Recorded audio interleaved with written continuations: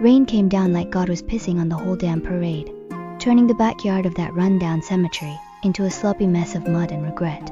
Neighbors shuffled in under umbrellas that flipped inside out faster than a politician's promise, clutching Tupperware full of tuna casseroles nobody touch.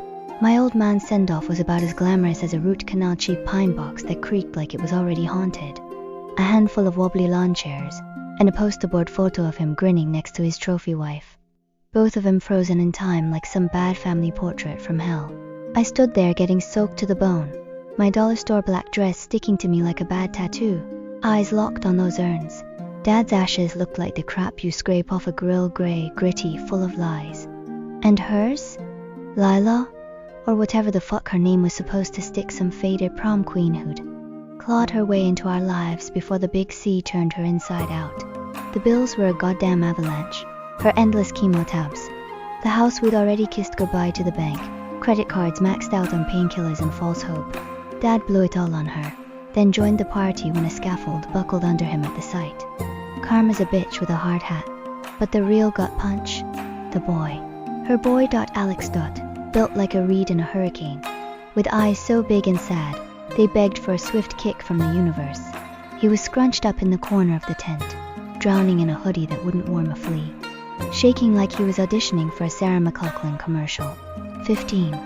Going on fragile pretty in that way, that gets you wedged in middle school, or worse in the system.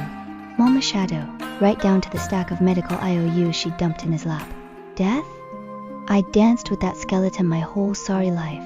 Mom checked out on a cocktail of Xanax and bottom shelf gin when I was knee-high to a grasshopper, trying to blur out Dad's nightly tirades. Gran followed suit, conking out in her lazy boy with the TV blaring infomercials. And now this circus.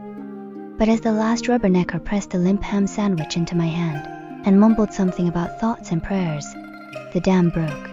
No more sniffling. No more playing the orphan card. I hung back till the crowd fizzled, till the rain swallowed their fake-ass whispers. Then I snatched those urns, one in each fist, and stomped over to the dented dumpster, lurking like a guilty secret.